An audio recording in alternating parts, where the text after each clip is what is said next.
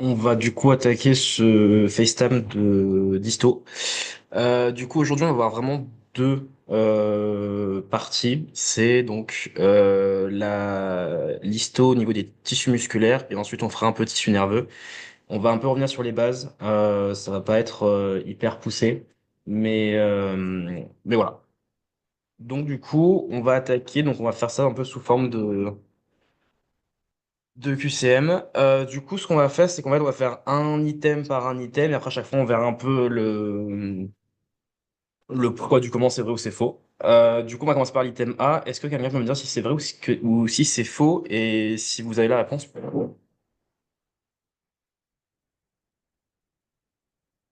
vous allez reprendre la parole avec le micro.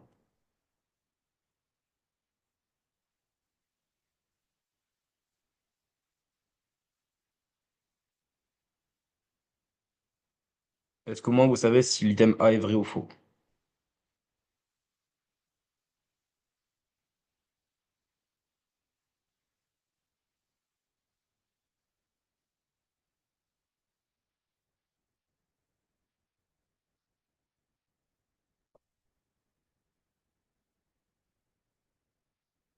Tu me dis vrai. Ok. Donc l'item il est faux. On va voir juste après pourquoi, mais en fait c'est l'inverse. C'est les sarcomères qui composent les myofibrilles et pas l'inverse. C'est un piège qui est relativement classique, mais savoir dans qu'est-ce qui s'imbrique dans quoi, ça reste très important. Donc petit exercice, le principe c'est de relier le nom qui est à gauche avec le numéro qui est à droite. Donc vous avez un, 2, 3, 4.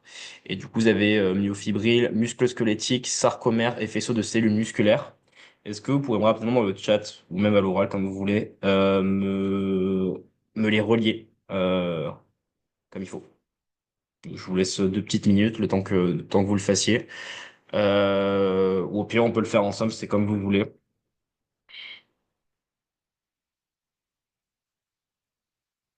Par exemple, est-ce que quelqu'un saurait me dire si c'est le numéro un, 2, 3 ou 4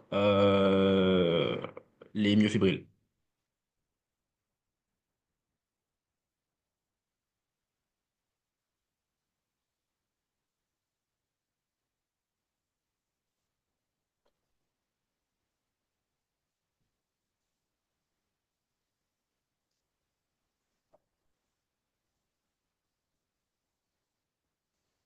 Tu me dis 4. Ok. Est-ce que les autres, vous avez une idée ou pas? Vous avez le droit d'être d'accord ou pas?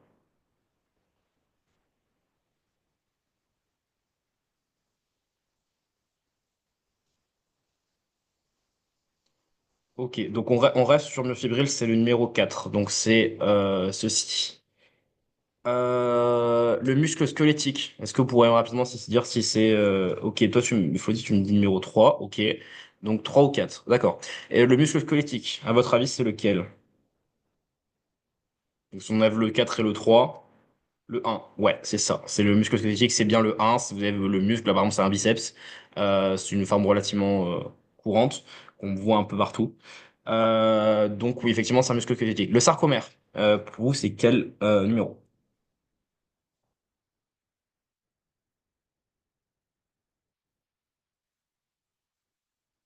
Le 4, ouais, effectivement. Le 4, c'est bien le sarcomère. Et du coup, par déduction, le faisceau de cellules musculaires, c'est le numéro 2. En fait, la question A est fausse, c'est justement par rapport à ça. Euh, c'est que les myofibrilles, donc le numéro 3, sont composés de sarcomères. Le sarcomère, c'est vraiment l'unité fonctionnelle du muscle, qui du coup est compris entre deux stries. Et donc, du coup, une myofibrille, ou un myofibrille, je sais même comment on dit, est composée de plusieurs sarcomères. Du coup, les sarcomères, c'est les numéros 4. Du coup, dans l'ordre de plus grand au plus petit. Donc, d'abord, vous avez le muscle squelettique. Si on zoome un peu, il y a un faisceau de cellules musculaires. Et ensuite, si on zoome encore un peu, il y a un myofibrille ou une myofibrille. Et on a du coup le sarcomère qui du coup compose les myofibrilles. Est-ce que jusque-là c'est clair ou pas? Ça, c'est important que vous ayez un peu l'ordre en tête pour ensuite pouvoir vous retrouver et savoir de quoi on parle.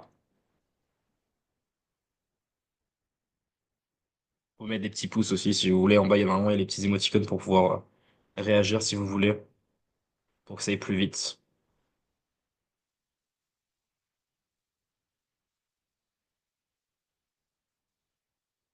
Ok, super. Du coup, suivant, pareil, le numéro un, le numéro 2 et le numéro 3.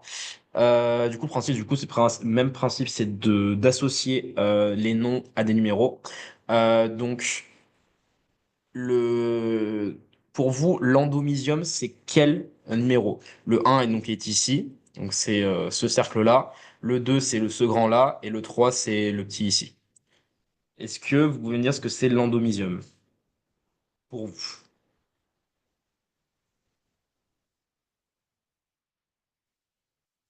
Le 3, ouais, c'est ça, c'est le numéro 3.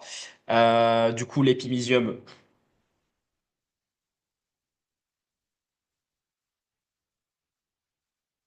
tu me dis c'est le un, et du coup, le péri, ça serait quoi? Donc le 2, j'imagine. Ouais. Alors, du coup, il faut partir sur la nomenclature. Donc, le endo, c'est vraiment à l'intérieur. Donc, c'est bien le numéro 3, c'est vraiment ce qu'il y a entre les petites les fibres musculaires. Du coup, c'est vraiment ce qu'il y a à l'intérieur. Le épi, c'est ce qu'il y a vraiment tout autour. Donc c'est en dehors. Et péri, c'est l'intermédiaire. C'est un À chaque fois qu'on vous parle de quelque chose, c'est endo à l'intérieur, autour c'est péri et encore au-dessus c'est épi. Voilà, il faut vraiment ce truc de nomenclature et c'est en fait c'est valable pour le muscle, mais c'est aussi valable pour beaucoup d'autres choses, que ce soit j'ai pas d'exemple particulier. Maintenant, dans le nerf, pareil, même principe, il y a plusieurs couches et en fait c'est cette nomenclature-là qui permet de euh, savoir de quoi on parle. Du coup, euh, l'endomysium, du coup, il est autour des rhabdomyocytes. Donc, c'est donc les fibres musculaires, c'est ce qu'il y a ici, là, en rouge. L'épimysium, il est du coup tout autour du muscle. Et le périmysium est autour d'un faisceau musculaire. Donc, le faisceau musculaire, c'est un regroupement euh, de fibres musculaires. Donc, voilà. Donc, c'est vraiment les trois parties. Et c'est vraiment les trois composantes du tissu conjonctif musculaire.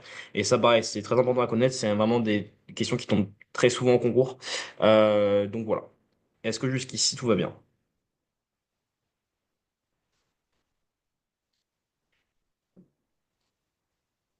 Ok, super. Du coup, au niveau donc de la vascularisation et de l'innervation. Donc l'épimysium va du coup contenir les artères les plus volumineuses. Forcément, du coup, c'est la partie la plus externe. Donc forcément, les artères qui vont passer vont être beaucoup plus fines. Et plus on va rentrer dans l'organe, plus les artères seront petites. Du coup, le périmysium, donc ramification en artère périmysiale, donc c'est vraiment le nom. Et ensuite ramification en capillaire sanguin. Donc vraiment le capillaire, c'est vraiment un vaisseau sanguin qui est microscopique. C'est à peu près la taille d'un cheveu de mémoire. Donc ça, c'est vraiment microscopique. Il faut toujours partir dans cette logique-là, c'est que plus à l'extérieur, plus ça sera grand, et plus à l'intérieur, plus ça sera petit. Et donc du coup, il y a deux types d'innervation, donc la motrice et la sensitive. La motrice, donc ça va être tout ce qui va être, je sais pas, je contracte mon biceps, bah là pareil, c'est de la motrice. Et de la sensitive, ça va être quand je vais toucher, le muscle va s'étirer et du coup c'est comme ça que je vais aussi sentir. Et du coup, les ramifications sont plus ou moins semblables à la vascularisation. Donc, du coup, ça veut dire que les nerfs sont plus épais, enfin, sont plus gros à l'extérieur au niveau de l'épimysium. Et par exemple, dans l'endomysium, ça sera vraiment des petits nerfs, des fibres, vraiment quelques fibres nerveuses qui seront là pour innerver des cellules. Ok. Item B. Est-ce que vous pouvez me dire si c'est vrai ou si c'est faux?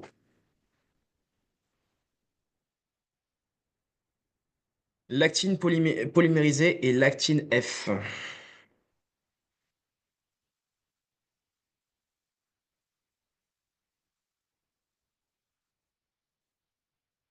C'est vrai. Ouais, effectivement, c'est bien vrai. On va juste voir ça après. Tac. Ok, donc ça vraiment, vous avez le myofibril par principe, et tout ça, l'ensemble, c'est donc composé de sarcomères comme on l'a vu tout à l'heure. Du coup, il y a plusieurs trucs importants à connaître. D'abord, la ligne M, c'est M pour milieu, donc c'est vraiment le milieu de votre sarcomère. Enfin, c'est le milieu de de chaque sarcomère, mais aussi de chaque, enfin, l'hémifibré, du coup, c'est plusieurs sarcomères, mais du coup, c'est vraiment le milieu de votre sarcomère. Le sarcomère, du coup, c'est cette unité-là entre deux stries Z. Donc, là, M, c'est le milieu, donc c'est ligne M. Ensuite, vous avez les lignes Z qui délimitent. Là, c'est ce qu'il y a ici en bleu. Et ensuite, vous avez des filaments d'actine qui sont ici représentés en bleu, juste là, et la myosine qui sont beaucoup plus épais. On va voir ça plus rapidement. Donc, du coup, pourquoi on parle de actine F? En fait, l'actine G, c'est l'actine globulaire. Donc, là, vous savez probablement que l'actine, du coup, le monomère d'actine est juste une petite boule en fait qui se toute seule. Et quand elle se polymérise, donc du coup, quand il y en a plusieurs qui s'assemblent, donc on a ce qu'on appelle du coup l'actine F. Et du coup, ça fait donc cette petite bande là. Donc du coup là, donc, au plus près, du coup, là, on revoit encore ici, donc, l'actine, qui est ici. La myosine, c'est ce qui est en rouge. Euh, là, non, pardon. L'actine, c'est ce qui est ici. Et ouais, c'est ça. Donc, l'actine ici, vous avez l'alpha-actinine, du coup, qui permet de fixer votre actine F à votre tri-Z. Donc ça, c'est l'alpha-actinine est important notamment dans le mouvement, enfin si votre alpha-actinine est muté, par exemple, s'il y a une mutation au niveau génétique, vous aurez une mauvaise contraction musculaire. Ensuite, en protéines qui sont vraiment importantes à connaître, donc vous avez la titine qui est juste ici, c'est le filament vert qui passe au niveau de votre myosine. Pareil, ça c'est, ils vous vont dire, c'est l'actine, enfin comment ça s'appelle? Attendez, j'ai un petit souci avec mon ordinateur. Est-ce que vous m'entendez toujours ou pas?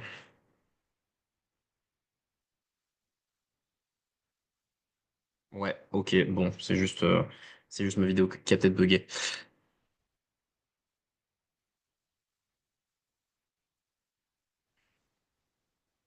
Bon, tant pis, c'est pas grave, on s'en fiche de la vidéo. Ok, donc du coup, pour revenir là-dessus, donc du coup, vraiment, il y a 5 protéines à vraiment connaître en dehors de l'actiniosine. C'est donc l'alpha-actinine qui vient fixer l'actine F sur la strie Z, la nébuline qui vient du coup en parallèle, enfin, qui se fixe sur le filament d'actine. Ensuite, vous avez la myomésine. Du coup, myomésine, ça commence par un M, donc vous savez que c'est sur la ligne M. Voilà, c'est comme ça que moi, techniquement, moi, je l'ai retenu. La tropomoduline, du coup, qui se met au bout de la comment ça s'appelle du filament d'actine F. Et enfin, du coup, la titine qui est juste ici. Voilà. Est-ce que vous avez des questions là-dessus? Honnêtement, connaître à quoi ça sert exactement chaque protéine, c'est pas forcément utile. Par contre, savoir qu'elles sont là, où est-ce qu'elles sont et avec quoi elles sont associées, ça, par contre, c'est important. Donc vraiment, retenez bien. Du coup, StriZ, ligne M, actine, myosine, et ensuite les 5 protéines qui sont importantes dans votre sarcomère. Voilà. Du coup, ça, c'est donc comment votre myofibrille est organisé. Du coup, vous avez plusieurs euh, sarcomères. Du coup, ici, vous avez ce qui est le sarcolème, donc c'est ce qui s'apparente plus à la lame basale.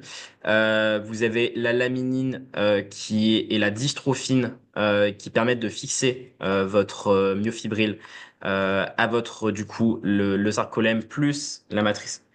Euh, non, là, du coup, non, la titine, c'est un peu particulier. C'est pareil, c'est comme c'est là sur le schéma. Tu vois que la titine qui est ici, elle n'est pas associée à l'actine. Donc là, ouais, c'est associé que à la myosine.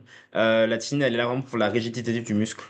Ce qui va vraiment bouger, ça va être du coup votre actine.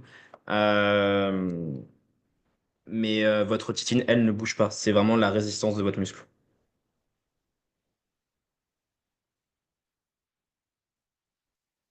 Voilà. Du coup, non, ce qu'il faut vraiment retenir de ce schéma-là rapidement, c'est vraiment la dystrophine et la lamine qui sont vraiment là pour fixer votre myofibrille à votre lame basale. Et du coup, bon, là, par exemple, il y a un noyau qui est aussi fixé. Mais ça, c'est vraiment les deux éléments hyper importants à connaître. Voilà. Ensuite, donc même principe, l'item C. Tac. La transmission de l'onde dépolarisation se fait par la libération des ions calcium en région postsynaptique. Pour vous, elle est vraie ou elle est fausse?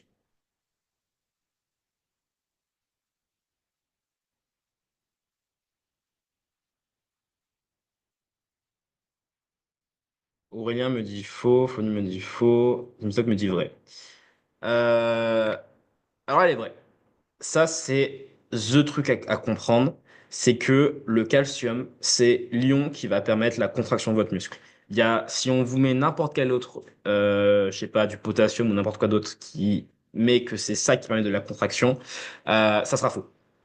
Vraiment, le calcium, s'il y a bien un truc à retenir de votre cours, c'est que c'est vraiment l'ion calcium qui va être là pour la contraction de votre muscle. Ok, donc là, on va arriver sur ce qu'on appelle la plaque motrice. Donc la plaque motrice, c'est quoi? C'est la zone de contact entre la cellule musculaire et la cellule nerveuse. Donc c'est vraiment là où le neurone, donc l'axone, va rencontrer le muscle et va le mettre en mouvement. Petite question, selon vous, un neurone peut être lié à plusieurs ou à une seule plaque motrice? Un neurone, il peut innerver une seule plaque ou il peut en innerver plusieurs?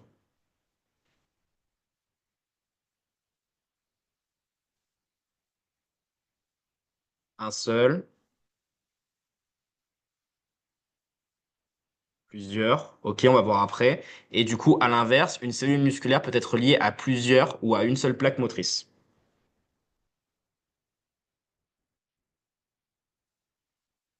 Donc là, du coup, ça serait l'inverse. Donc ce sera soit plusieurs, soit une seule.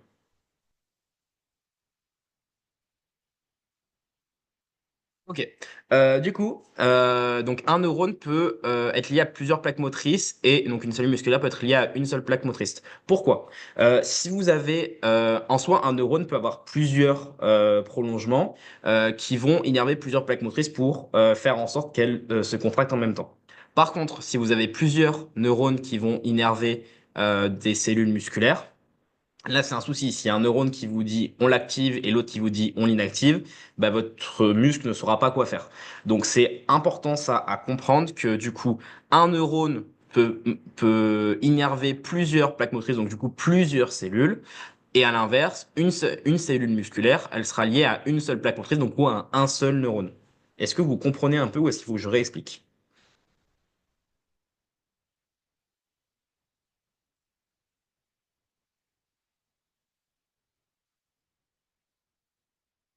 Ok, top.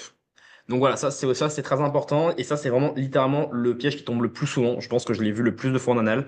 Et en fait quand on a compris, c'est une question qui paraît relativement simple, mais si et on a des doutes dessus, on peut très facilement s'embrouiller avec le stress du concours. Ça peut être un peu, ça peut porter à confusion. Ok, donc là on va voir les différentes étapes qui se passent. Donc, à savoir que du coup les numéros sont absolument pas dans l'ordre. Voilà. Est-ce que vous pouvez me dire ce que le petit 3 pourrait représenter, à votre avis? Par quoi ça commence l'arrivée bah, là, je spoil si je dis ça. À votre avis, quand on va avoir la contraction d'un muscle, c'est quoi la première étape qui va se passer? Tout en haut, le numéro 3.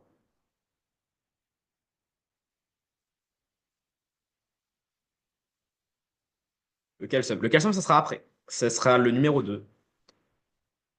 Mais tout d'abord, qu'est-ce qui se passe avant que le calcium il arrive?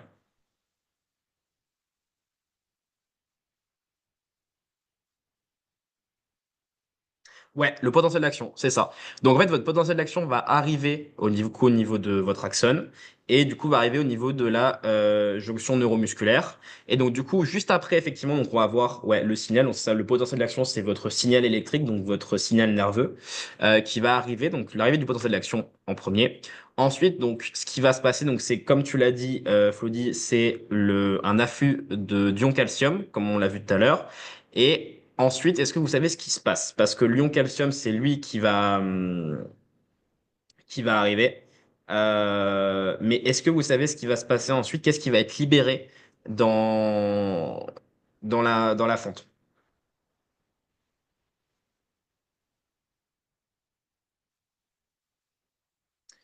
Adénylcyclase. Non,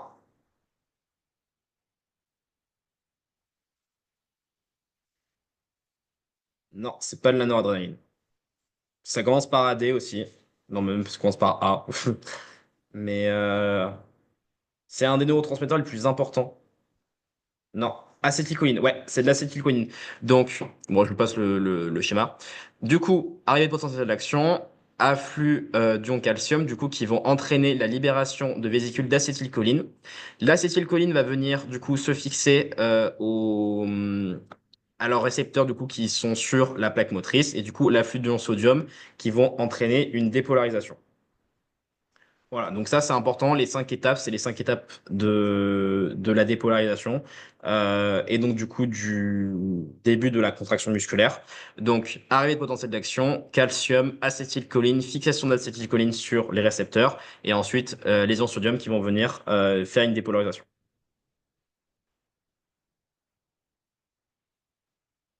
Est-ce que vous savez d'ailleurs, petit tips, pourquoi les ions sodium, pourquoi on parle de dépolarisation lorsque les ions sodium rentrent dans votre cellule?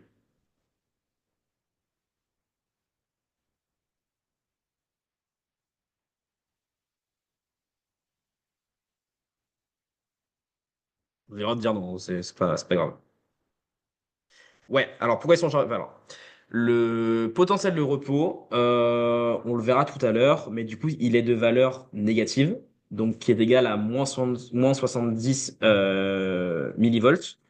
Et donc, du coup, pour que ça fasse une dépolarisation, donc ça aille dans l'autre sens, donc du coup, c'est-à-dire que ça devient positif, il faut qu'il y ait des ions chargés plus qui sortent, enfin qui rentrent, pardon. Ça va dû être à quoi? Ça va être dû à la pompe Na+, K+, ATPA, ce que vous connaissez sûrement. C'est donc la pompe qui va faire rentrer 3 ions de sodium et faire sortir 2 ions de potassium. Les K, donc c'est le potassium, et les Na, c'est le sodium.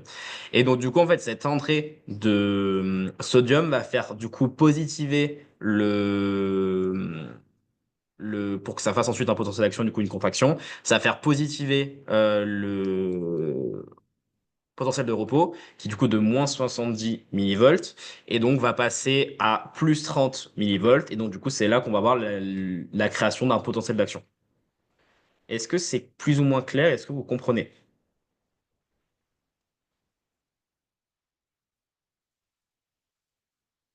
Yep, ok, top. Ok. Euh... Bon, ça on va passer rapidement. Ok, donc là, on a du coup l'arrivée d'un potentiel d'action ici, donc dans un tubule T avec les récepteurs rhamnodine et dihydropyridine. Ça, vous pouvez retenir, mais en soi, c'est pas le plus important. Ce qui est pas très important, c'est le réticulum sarcoplasmique. C'est l'équivalent du réticulum endoplasmique, mais c'est juste dans la cellule musculaire. Donc voilà. Donc ce réticulum sarcoplasmique, il y a des ions calcium qui sont dedans. Euh, et qu'est-ce que ça va entraîner? Ben, quand il va y avoir le potentiel d'action qui va arriver, on va avoir du coup une libération de calcium dans le muscle, donc qui vont aller vers le sarcomère, et du coup on va avoir une contraction. C'est pour ça que tout à l'heure je vous ai dit que l'ion calcium était vraiment l'ion pivot de la contraction musculaire. Pourquoi? Ben déjà on l'a vu juste avant. Ici, il intervient au bout de l'axone euh, pour faire libérer les vésicules d'acétylcholine. Et il intervient aussi ici pour permettre la contraction musculaire. Est-ce que vous avez compris? Là, vraiment à retenir, c'est que dans votre tubule T, il va y avoir du coup des récepteurs, donc le ryanodine et dihydropyridine, qui du coup vont permettre du coup de libérer du calcium via le réticulum sarcoplasmique, et donc du coup ce calcium-là va permettre du coup la contraction musculaire. Ok. Bah, du coup, question suivante. La question D. Les cardiomyocytes peuvent permettre de transmettre le... Non, ça veut rien dire. Peuvent permettre de transmettre le système d'excitation. Ça veut pas dire grand-chose, mais c'est pas grave, on va passer. Ok. Du coup, c'est vrai. On voit que les cardiomyocytes, c'est ce qu'on va appeler du coup après les... Il y a différents types de cellules. Ok, donc là, on va passer au niveau du cœur. Au niveau du cœur, du coup, il y a trois types de cellules musculaires. On a d'abord ce que les cardiomyocytes, donc c'est vraiment les cellules qui vont être là pour se contracter, c'est vraiment vos cellules du cœur. Ensuite, vous avez les cardionectrices, donc c'est elles qui vont permettre l'influx nerveux. Et ensuite, vous avez les myoendocrines, dont on va voir après l'utilité. Mais vraiment, ce qu'il y a à savoir, c'est que dans votre muscle cardiaque, donc c'est un muscle qui est strié, mais qui est automatique. C'est un peu l'exception qui confirme la règle, c'est que le seul muscle de mémoire strié, mais qui n'est pas à commande volontaire, c'est votre cœur. Bien évidemment, si le cœur est à commande volontaire, comment vous dire que on ne vivrait pas, on ferait juste que penser à ce que notre cœur y batte. Donc, voilà. Donc, le cardiomyocyte. Alors, je vous accorde que le schéma est clairement pourri, mais on va essayer de faire avec. Donc, l'environnement. Le cardiomyocyte, du coup, il est entouré d'endomysium, donc c'est ce qu'on a vu tout à l'heure, qui va donc l'élasticité du myocarde. Le myocarde, du coup, c'est le tissu musculaire cardiaque qui va se contracter.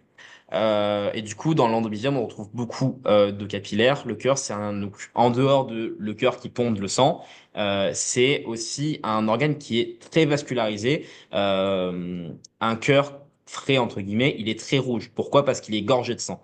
En dehors des ventricules et des atriums qui, eux, transportent le sang, il y a énormément d'artères et de veines qui passent dans le cœur pour pouvoir l'irriguer, d'où le fait qu'un infarctus du myocarde, c'est hyper grave parce que ça va rapidement nécroser, donc du coup, ça peut très rapidement tuer. Les jonctions, du coup, c'est ce qu'on appelle les stries scalariformes. Ces machins-là. Donc, elles ont un rôle de cohésion des cellules, transmission de l'attention et diffusion de l'excitation. C'est vraiment, ouais, bah, les jonctions, du coup, il y en a plusieurs, mais la scalariforme, c'est un peu le type de jonction serrée. Euh, et du coup, le but, voilà, c'est vraiment que les cellules cardiaques bah, se maintiennent entre elles pour pas que ce soit un bazar sans nom et ça soit tout collé. Transmettre l'attention, du coup, forcément, vu que c'est serré, bah, ça va rapidement transmettre les forces qui vont s'exercer sur une cellule. Et enfin, diffusion de l'excitation, ça, du coup, c'est l'influx nerveux qui va passer à travers sans souci. Donc d'abord, il y a la portion transversale, donc nombreuses interdigitations et replis, ancrage des myofilaments, et portion longitudinale, contact serré entre les cellules, couplage de l'ensemble des cardiomyocytes pour faire passer l'onde. Ça, c'est du blabla, mais retenez vraiment que les stries scalariformes, c'est un peu le truc qui est en escalier. Je pense que vous l'avez peut-être vu dans vos cours. Mais les stries scalariformes sont un peu en mode escalier, elles sont pas toutes droites, alignées au même endroit, c'est qu'elle monte un peu en escalier. Euh, donc, pour comparer un peu au rhabdomyocyte, du coup, le rhabdomyocyte qui est donc l'équivalent, donc donc ouais, c'est ce qu'on voit ici, c'est que les stries scalariformes, elles sont en état. Je vous disais que là, c'est pas aligné, donc c'est ce que je disais tout à l'heure. Donc la différence, donc le rhabdomyocyte qui lui est donc l'unité fonctionnelle du muscle strié squelettique classique hors cœur et du coup le cardiomyocyte. Donc le noyau du coup il est unique et central. Donc le cardiomyocyte du coup présente de l'appareil contractile, du coup, donc sarcomère contrôle la libération de calcium mais moins de myofibril. La troponine isoforme les TNI et les TNT. Petit tips, comme ça on le raccorde un peu à ce que, par exemple, à la médecine. La troponine, c'est le facteur qu'on dose quand on veut chercher un infarctus du myocarde, parce que les isoformes sont très spécifiques, donc troponine I et troponine T. La I parce qu'elle est inhibitrice de la contraction, et T parce que c'est celle qui va se lier à la tropomyosine. Mais retenez voilà que si jamais ça peut un petit fun fact, mais la troponine c'est ce qu'on va tout de suite doser quand on suspecte un infarctus du myocarde, parce que c'est le facteur, enfin du coup notamment la TNI qui est très spécifique du myocarde. Donc du coup si jamais il monte en flèche dans le sang, on peut très rapidement affirmer qu'il y a un infarctus, et du coup il va falloir très rapidement opérer. Donc voilà. Les mitochondries du coup sont beaucoup plus nombreuses dans le cardiomyocyte. Les tubultés sont plus nombreux et plus larges. Invagine au niveau de la strisède. Ok. Et le réticulum sarcoplasmique, il est moins développé. Les réserves de calcium avec présence d'une seule citerne.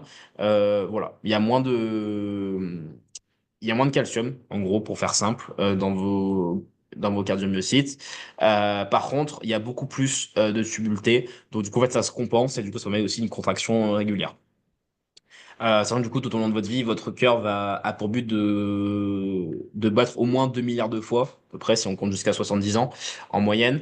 Donc, il faut que votre cœur y tienne. Donc, le principe, c'est que ça soit quelque chose qui soit donc hyper vascularisé, comme on l'a vu tout à l'heure, et du coup, qui soit très fonctionnel, et du coup, qui permette vraiment d'avoir un bel influx et éviter tous les soucis cardiaques que ça peut entraîner.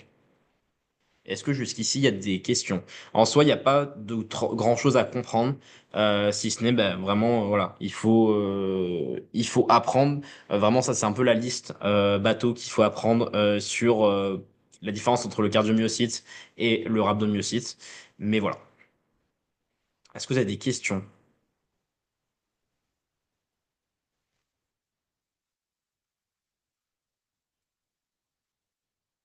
Non. Ok. Suivant. Du coup, on a vu donc les cardiomyocytes, donc qui étaient les cellules motrices du cœur, et donc maintenant on va voir les cellules cardiolectrices. Donc les cellules, bon ça je vous passe. Donc les cardiomyocytes modifiés qui transmettent le système d'excitation et de conduction. En gros, les cardiolectrices c'est des cardiomyocytes mais un peu différents, tout simplement. Donc, ils sont pauvres en myofibrilles et sans stries. Pourquoi? Parce qu'en fait, ils ont juste pas de rôle de contraction. Donc, c'est vrai qu'ils aient des stries et des myofibrilles. Myofibrilles, c'est là pour la contraction, c'est enfin, c'est l'unité contractile. Donc, en soi, il n'y a pas besoin d'en avoir quand c'est des cellules qui sont pas faites pour ça. Donc, il y a deux types de cellules. Il y a les cellules nodales et les cellules de Purkinje. On se marquait Purkinje, mais c'est dit Purkinje. Donc la localisation, donc il y a d'abord le nœud sino-auriculaire et auriculo-ventriculaire, euh, et fusiforme sans tubulté. Ok. Où est-ce qu'on retrouve ça? Là, on vous met que les cellules nodales sont ici, mais en réalité, il y a vraiment les deux nœuds très importants à connaître. C'est le nœud sino-auriculaire ou sino-atrial qui se trouve au niveau de la du A, juste ici, et le atrio-ventriculaire ou auriculo-ventriculaire, c'est celui qui est ici. Pourquoi? Enfin, même là. Donc, quand on parle d'un rythme sinusal, par exemple lors d'un électrocardiogramme, c'est parce que l'influx, il part de ce nœud-là. En fait, dans l'ordre, ça fait nœud sino atrial, nœud sino non, nœud auriculo-ventriculaire. Ensuite, ça passe dans le faisceau de His, et après, ça va dans le réseau de Purkinje. Donc, l'influx est toujours censé, j'ai bien dit censé, partir du nœud sino-auriculaire pour ensuite aller dans le auriculo-ventriculaire et ensuite passer dans le reste. Comment savoir si ça part de l'un ou de l'autre? Bah, tout simplement, vous savez que le atrioventriculaire, c'est le deuxième, et qu'en fait, il est entre, bah, comme le nom l'indique, entre l'atrium et le ventricule. Il est vraiment à la liaison entre les deux. Ici, du coup, vous avez la valve tricuspide et la valve mitrale qui sont là. Mais du coup, c'est vraiment juste à l'entrée de la valve. Du coup, en fait, il faut En médecine, c'est pas très compliqué entre guillemets. C'est nommé par rapport à je sais pas, ce que ça énerve, ce que ça contracte ou est-ce que c'est inséré. Donc là, par exemple, c'est entre l'atrium et le ventricule. Donc c'est le nœud atrio-ventriculaire, tout bêtement. Donc l'artiste c'est l'une. Voilà. Ensuite, il y a le réseau de Purkinje, localisation donc, au milieu des cardiomyocytes. Bon, ça c'est un peu voilà. Spécificité, ils sont larges, riches en glycogène et en mitochondries. Ok. Qu'est-ce qui va se passer? Donc, on reprend dans l'ordre. Vous avez ça parle du nœud sinusal. On parle de nœud sino-atrial, mais moi je parle plus, enfin, plus communément on parle du nœud sinusal. Donc, votre influx part du nœud sinusal. Donc, ça va commencer à dépolariser votre atrium. Ensuite, il va passer par votre nœud atrioventriculaire. Et ensuite, une fois qu'il sera passé là, il va continuer à descendre. Ici, là, qui n'est pas représenté, c'est le faisceau de His, qui est important. Et ensuite, il va se séparer de chaque côté par des branches. Et du coup, ça, ce qui se sépare en bas, c'est le réseau de Purkinje. Et donc, le faisceau de His et le réseau de Purkinje, c'est fait donc de cellules de Purkinje. Et donc, du coup, la différence entre les deux, c'est qu'il y en a un qui est fusiforme, donc qui est allongé, et l'autre qui est très large, donc c'est bah, du coup, comme les noms, c'est beaucoup plus large. Est-ce que je vous ai pas perdu? Est-ce que ça va jusqu'ici? Ça va, ok. Donc vraiment à retenir, c'est qu'il y a les cardiomyocytes qui sont là pour contracter et les cardioélectrices qui sont là pour conduire l'influx nerveux. Et donc il y a deux types d'influx nerveux, enfin deux types de tissus, enfin de cellules cardioélectrices. Les cellules nodales, donc des nœuds. Donc nodal, nœud, c'est en fait la même base, enfin étiologiquement c'est la même chose. Et ensuite le réseau de Purkinje, donc avec les cellules de Purkinje. Voilà. Et ensuite, les cellules myo-endocrines. Endocrine, pourquoi endocrine? Est-ce que quelqu'un peut me dire ce que ça veut dire endocrine? Qu'est-ce que ça produit? Bon, en fait, c'est marqué sur la diapo, mais en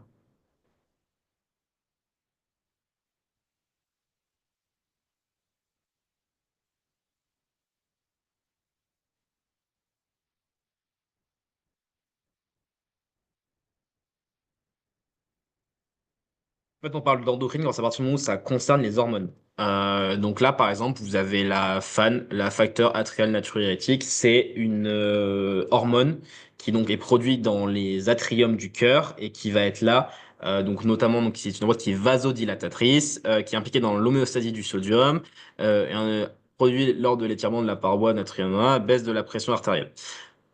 En gros, le principe, c'est une hormone. Normalement, il y a ça dans les cours de physio. Je sais plus si j'en avais cette année, mais en gros, cette hormone-là, elle est responsable du coup donc de l'homéostasie du sodium. Oui, mais en fait surtout savoir si vous allez uriner ou pas. En fait, le principe c'est alors exactement son action, je ne saurais plus comment vous dire. Je n'ai pas envie de vous dire bêtises, donc je ne vais rien dire. Mais elle est impliquée dans le maintien de l'équilibre hydrosodé et donc du coup dans la production d'urine ou l'émission d'urine ou non ou la réabsorption, etc.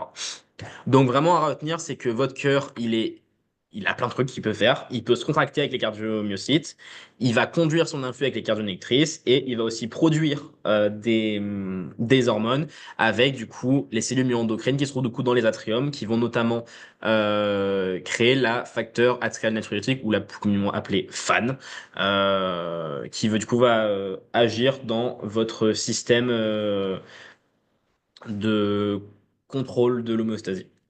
Voilà. Ok. Dernier QCM. Dernière question du QCM. La bande A des léiomyocytes va se raccourcir sous l'action des têtes de myosine. Il y a une énorme erreur d'orthographe, mais c'est pas grave, je la corrigerai juste après.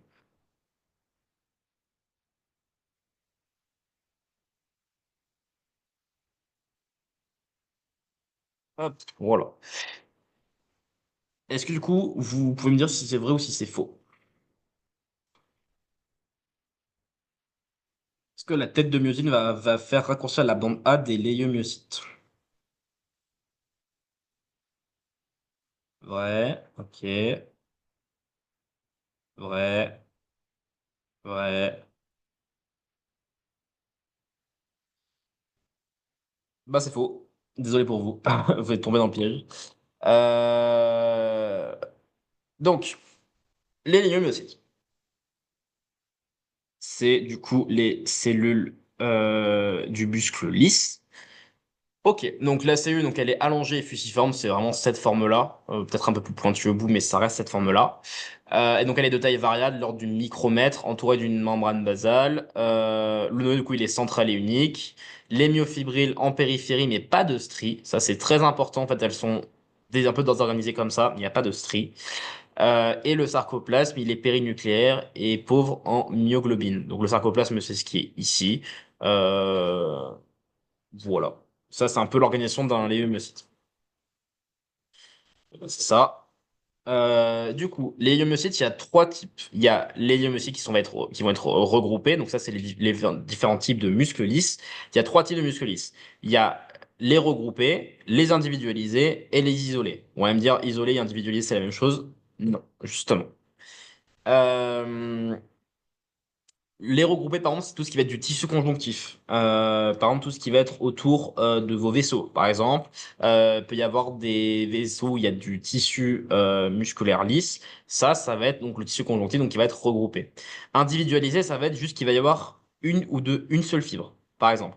Donc, le muscle horripilateur du poil, donc c'est le muscle qui va faire avoir la chair de poule. Bah, c'est ce qu'on appelle les muscles individualisés. Et ça, la différence entre les individualisés et les isolés, c'est the piège à faire attention parce que ça tombe très souvent et que c'est très facile de tomber dedans. Parce qu'on va se dire individualisé et isolé, c'est la même chose. On va vous mettre un muscle, euh, exemple d'un muscle lisse, isolé, le muscle horripilateur du poil, c'est faux. C'est un muscle qui est individualisé. Les isolés, c'est ce qu'on appelle les musculeuses.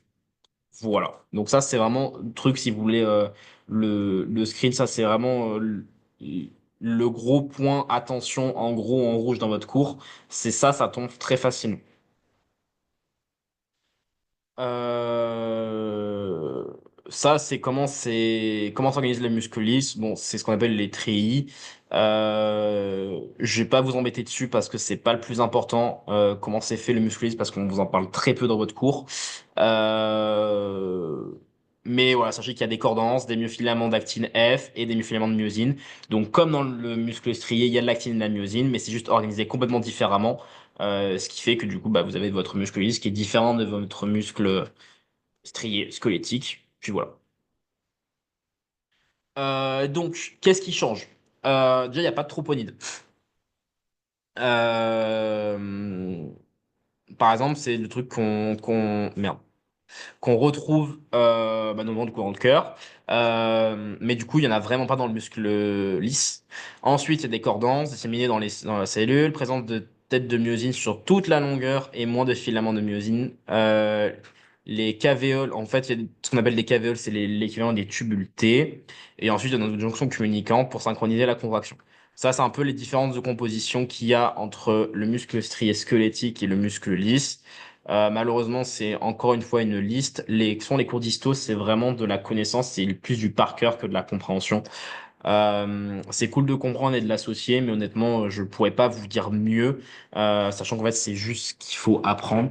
Donc, retenez bien ce qu'il y a en rouge, pas de troponine. Donc, si on vous dit il y a la troponine dans les muscles lisses, c'est faux. Et les jonctions communicantes pour synchroniser la contraction. Pourquoi? Parce que comme on a vu tout à l'heure dans le cardiomyocyte, c'est que les jonctions serrées c'est ce qu'il y avait ici, les scalariformes. Du coup, ça m'a permet en fait de transmettre la tension. Donc là, c'est vraiment le même principe. Les donc, jonctions adhérentes, c'est donc les jonctions serrées. Donc, du coup, les scalariformes. Enfin, c'est différent, mais bref. Les jonctions adhérentes, du coup, qui vont être là pour transmettre la contraction. Ben, c'est exactement le même principe pour les muscles lisses. Tout simplement. En fait, les muscles striés et les muscles lisses finalement, ça ressemble plus ou moins. Il y a juste voilà, quelques trucs, mais vraiment, les injections communicantes, c'est elles qui vont synchroniser la contraction, alors que c'est les scalariformes qui vont synchroniser dans le muscle strié. Voilà. Pas de question.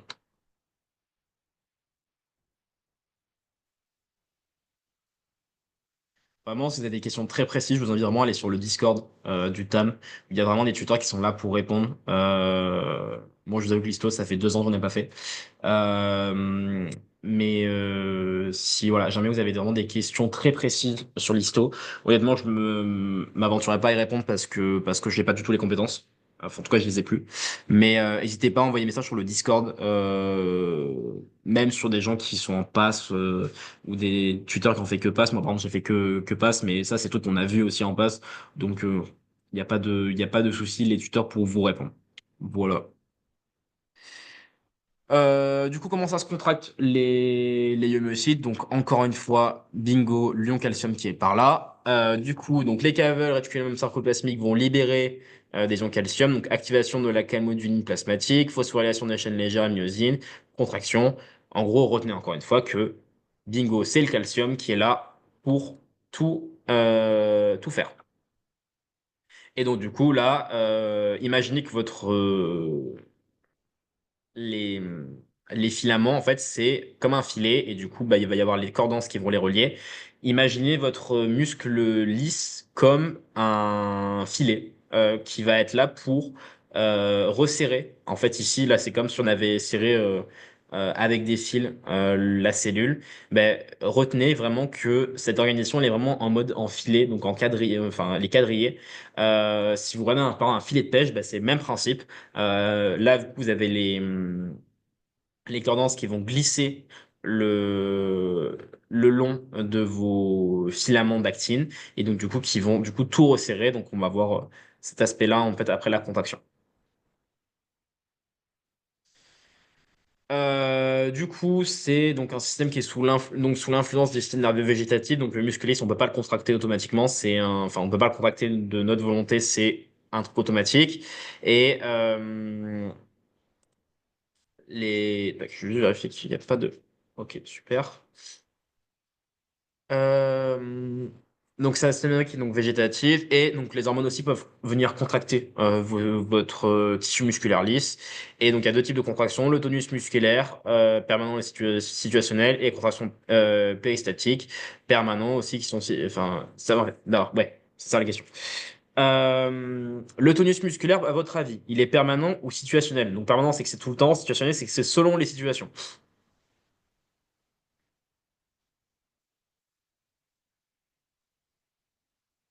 Donc, je répète ma question. À votre avis, le tonus musculaire, c'est un tonus qui va être permanent ou qui va être en fonction de la situation?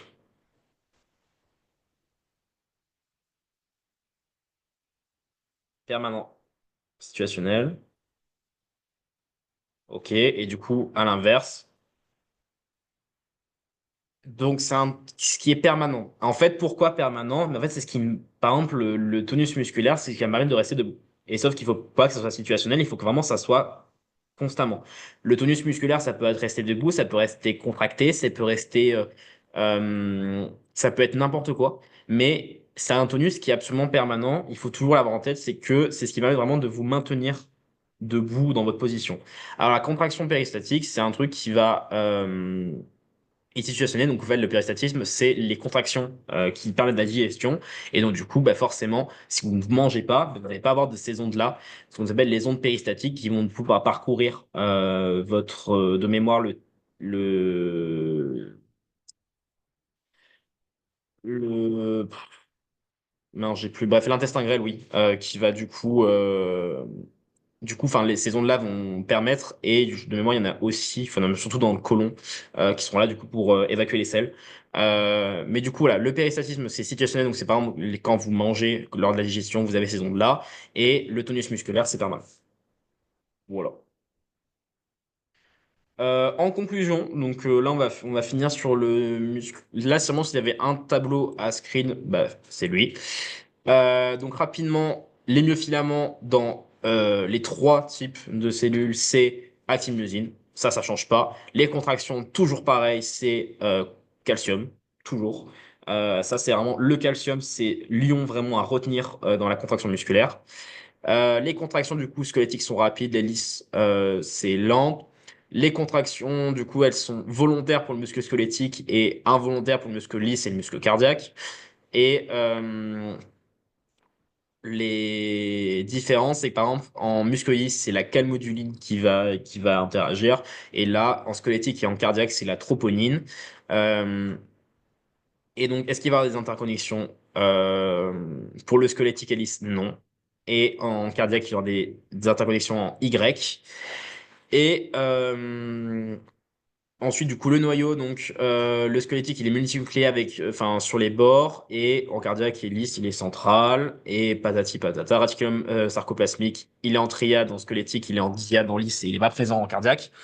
Les stries, il y en a en cardiaque et en squelettique, mais il y en a pas en lisse, et les transmissions de l'influx se fait du coup selon la plaque motrice pour le squelettique, selon les jonctions gap, c'est les jonctions communicantes pour les muscles lisses, enfin les squelettiques là et les lisses là, et les cardiaques, c'est les stries scalariformes. Est-ce que vous avez des questions avant qu'on passe sur la neuro? Ou est-ce que c'est clair? Vraiment, ça c'est le tableau à retenir. Vraiment, je vous ai fait un peu du blabla et tout, mais là, s'il y a un truc à retenir, c'est ce tableau-là. Voilà. Pas de questions. Comme ça, je pourrais vous libérer relativement tôt. Non, c'est bon. Ok, top. La neuro. Même principe.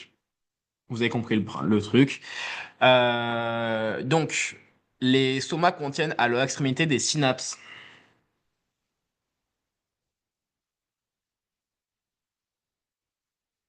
Est-ce que c'est vrai ou est-ce que c'est faux? On dit faux. Faux. Eh ben, voilà. C'est complètement faux. C'est même une aberration. Le soma, pour faire simple, c'est le corps du neurone. Mais qu'est-ce qu'il y a au bout de... Enfin, la synapse, c'est une extrémité de quoi? Ça, vous allez me le dire. Ok, donc question pour un neurone. C'est comme une question pour un champion. Première question. Je suis en lien avec le soma. Je possède une arborisation et je permets un transport du corps cellulaire vers les synapses. Qui suis-je? L'axone. Yes, bingo. Ensuite, quelqu'un d'autre. On ne me retrouve qu'une fois par neurone. Je suis en lien avec le soma et je suis de forme sphérique. Qui suis-je?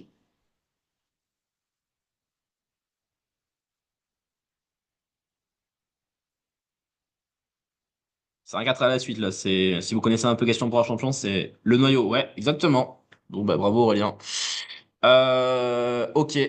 Ensuite, je possède une arborisation. Je suis lié au soma et permets de lui emmener les influx nerveux. Qui suis-je? Les dendrites, ouais, bingo. Et du coup, dernier, je suis central dans le neurone. On retrouve dans mon cytoplasme des corps de Nissl. Qui suis-je? Du coup, d'un truc qu'on n'a pas dit, mais qui est dit plus haut. Le soma. Voilà, c'est nickel. Vous avez tout compris. Ça, c'est vraiment, c'est les quatre éléments à connaître plus. Donc, axone, forcément, il n'y en a qu'un seul par neurone. Ça, c'est vraiment le piège typique. C'est un seul dendrite, plusieurs axones. Ça, c'est bateau, mais c'est souvent là-dedans qu'on tombe quand on fait pas trop attention et qu'on lit pas la question en entier. Donc, l'axone inné du soma, au niveau du cône d'implantation. Bon, soit le cône d'implantation, vous en foutez un peu, mais sachez voilà, que l'axone part du soma. Il faudra donc une arborisation terminale avec chaque branche qui se termine par un bouton synaptique qui se charge d'emmener le potentiel d'action vers la synapse. Sachant que la synapse peut être un truc qui peut être entre deux axones, entre un axone et des dendrites, entre un axone et une cellule musculaire, patati patata. Mais la synapse, c'est vraiment le truc qui va euh, transmettre l'influx entre un neurone et autre chose. Donc, il a également un transport axonal dans les deux sens, antérétrograde et rétrograde, d'organites, de protéines. Oui, parce que du coup, l'influx va dans un seul sens. Ça, c'est hyper important. L'influx ne remonte jamais l'axone. Par contre, les organites et les protéines peuvent clairement remonter. C'est pas du tout ça que l'axone cherche à transmettre. Ensuite, les dendrites. Elles sont courtes, multiples et très ramifiées. Donc, une arborisation. En gros, quand vous avez un neurone, vous avez plein de petits dendrites, votre soma et un axone, paf, qui descend. Euh, Donc, ils sont couverts d'épines dendritiques, témoins des synapses avec d'autres neurones, et elles transmettront l'influx nerveux de ces synapses jusqu'au corps cellulaire. Bon, en gros, c'est avant d'arriver au soma, c'est les dendrites qui passent, le soma Ensuite, du coup, qu'on voit juste ici. Donc, ou corps cellulaire du neurone, c'est la partie centrale constituée d'un noyau et d'un cytoplasme. En gros, c'est une cellule pour faire simple, pour faire très simple. Et du coup, le péricardion, donc c'est les corps Golgiens, et le reste du cytoplasme, donc il y a du réticulum endoplasmique granuleux formant des amas, qu'on appelle les corps de micelle, et la mitochondrie, les cytosquelettes, les filaments intermédiaires et les microfilaments. Ça, de mémoire, c'est ça. Mais voilà, en fait, vraiment, votre neurone, c'est un peu une cellule comme les autres, c'est juste qu'elle a des dendrites pour lui apporter l'information et l'axone pour les renvoyer. Vraiment, un neurone, c'est pas si dur, enfin, c'est pas si difficile que ça. C'est pas une cellule qui est hyper complexe. Enfin, elle est très complexe, euh, mais voilà. Et ensuite, du coup, le noyau, donc un seul noyau par cellule. Donc, dans le soma, il est sphérique et central avec une nucléole visible et une chromatine dispersée. Dispersée pourquoi? Parce qu'en fait, si la chromatine est trop condensée, il n'y aura pas de création de protéines ou quoi que ce soit d'autre. Alors que une dispersée, elle, du coup, plus c'est lâche, plus il y aura de création du coup de transcription et de traduction, et donc il y aura de protéines qui seront codées. Voilà. Ok.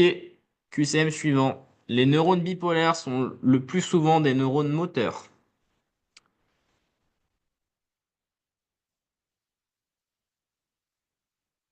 Vrai ou faux?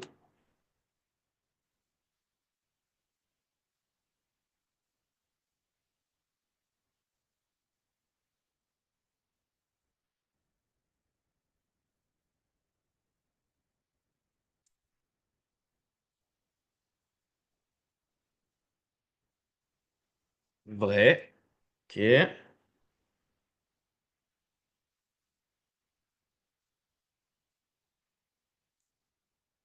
Quand je vous dis neurone bipolaire, je pensais aussi aux neurones en T. Je pense qu'on a peut-être entendu parler.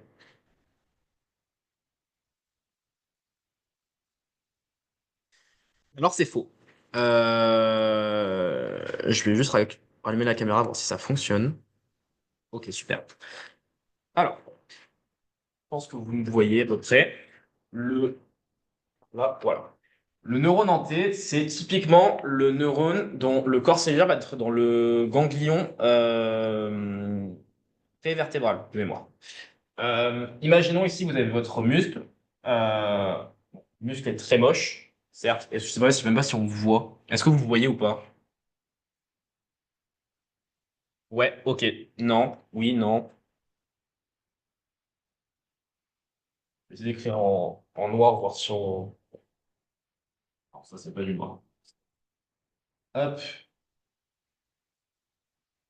Ouais, c'est pourri un peu.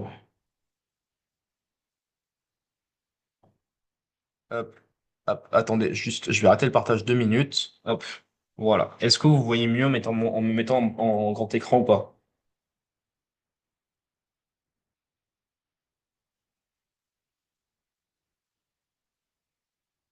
Ouais. Ok. Du coup, ici, vous avez donc votre, je sais pas, n'importe quoi, un muscle ou quoi que ce soit. Je viens planter une épine dedans. Ok. Qu'est-ce qui va se passer? Votre influx nerveux, il va partir. Ici, on imagine que c'est votre moelle avec le truc en papillon. Voilà. Ici, du coup, il y a un neurone enfin, une fibre nerveuse qui va se dire, oula, là, ça pique. Donc, qui va envoyer un influx. Qu'est-ce qui va se passer? Dans votre corne dorsale, vous allez avoir là, une forme de ganglion, et dedans, qu'est-ce qu'il va y avoir? Un corps de neurones. OK? Et ça, en fait, ça, c'est le fameux neurone bipolaire. Donc ça, c'est un neurone qui est sensitif, qui est pas moteur. Le moteur, il va partir de l'autre. Donc ici, il va y avoir une synapse, tac, et il va repartir ici. Mais retenez bien que le bipolaire, c'est celui qui se trouve du coup à l'arrière, enfin celui qui va arriver à l'arrière de votre moelle épinière, et donc du coup qui va transmettre l'influx nerveux d'une sensation et pas d'un mouvement. Donc voilà. Est-ce que c'est plus clair?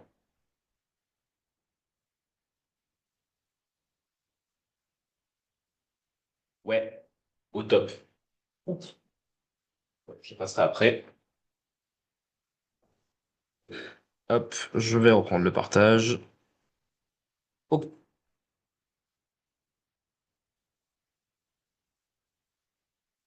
Tac. Du coup,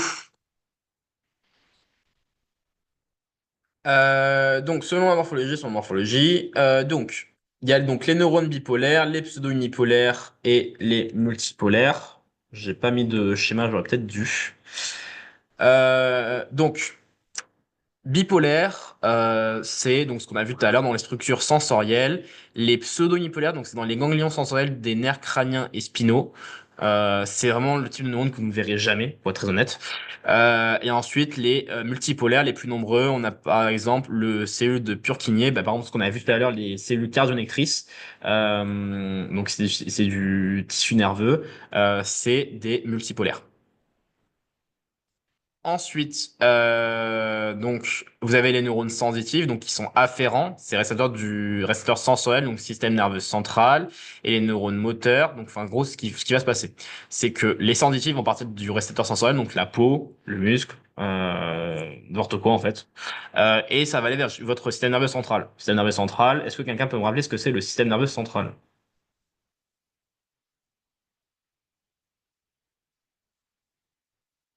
Faire très simple. Il y a vraiment deux à trois structures, si on en compte une un peu particulière.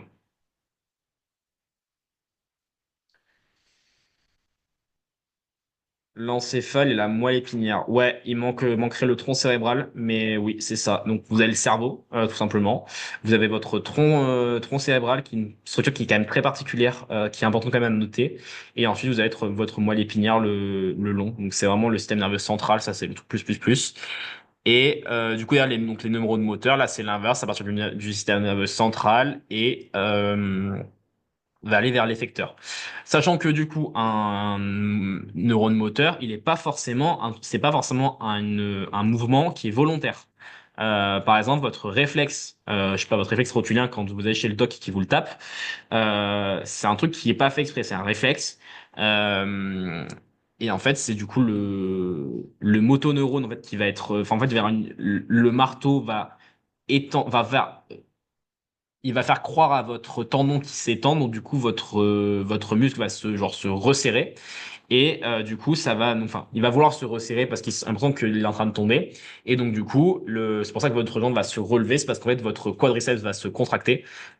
Si vous mettez la main sur votre quadriceps lorsque on vous fait des réflexes avec un marteau réflexe, vous allez très rapidement sentir que votre quadriceps se contracte très fortement parce qu'en fait c'est quand on tape avec le marteau réflexe, le corps pense que en fait vous êtes en train de tomber. Et donc du coup, il va tout de suite paf se contracter. Et donc du coup, c'est un mouvement mais qui n'est pas volontaire. Donc attention, les motoneurones, donc les neurones moteurs, ne font pas forcément que des mouvements volontaires. C'est pas juste je lève le pied, je lève le bras, je lève la jambe, je lève la main pour poser une question. Non, ça peut être aussi n'importe quoi d'autre. Et ensuite, donc, on a les interneurones qui établissent les connexions entre les neurones. Voilà. Ok. Est-ce que jusque-là, tout est bon?